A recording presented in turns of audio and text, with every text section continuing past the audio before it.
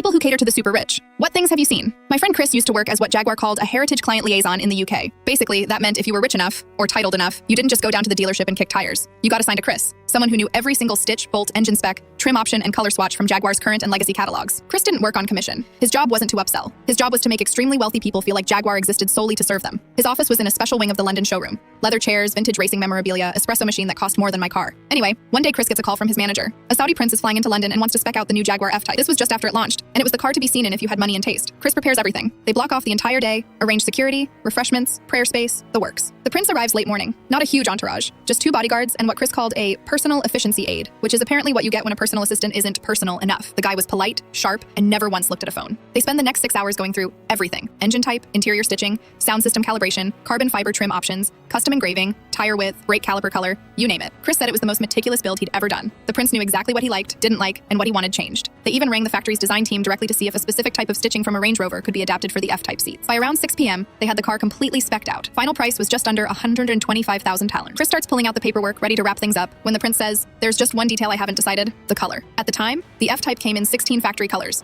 Not wraps, not aftermarket paint, official factory colors that were part of the production line. Chris shows him samples, a few renderings. The prince leans back and says, "I need to sleep on this. It's almost time for prayer and dinner." Chris says, "Of course," and they agree to meet again first thing in the morning. So next day, 10 a.m. sharp, the prince walks into the office, smiling, clearly in a good mood. Chris offers him a coffee. They sit, and Chris says, "So, have we decided on a color?" The prince nods. "I have found an acceptable solution to my dilemma." Chris, amused, asks what that might be. "I'll order one in each color." Chris laughs politely. Prince doesn't laugh. He's serious. "All 16, the prince says. "Same spec, same build, different colors." Chris blinks, then he nods. "Understood." They go through the order again. Copy-paste the exact configuration 16 times, adjusting only the paint code on each. Factory confirms they can do it, but it'll take several extra weeks due to batching. The prince doesn't mind. Then comes the delivery discussion. Standard process for high-end orders was sea freight, loaded into individual containers, insured to the teeth, all handled by Jaguar's luxury logistics team. Chris offers this option. The prince shakes his head. "No, I want them flown." "All of them?" Chris asks, thinking maybe 2 or 3 could go ahead by air for immediate use, with the rest to follow by sea. "All of them," the prince says. Same plane, same arrival. Chris said that was the first time he had to Google bulk air freight for 16 high-performance sports cars. They ended up chartering a dedicated Antonov freighter out of Luxembourg. The logistics alone were staggering. Custom wheel locks, soft wheel cradles,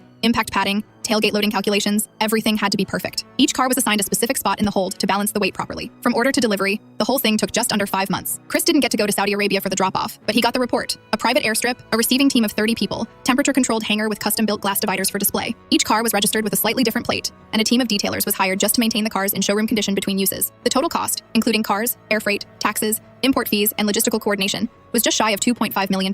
Chris never saw the prince again. He later heard from someone at Aston Martin that the same prince had made a similar order with them the year before, 12 identical DB11s in different interior colors. So yeah, somewhere in Saudi Arabia, there's a hangar with 16 perfectly spec'd Jaguars in 16 different colors just because a man couldn't pick one.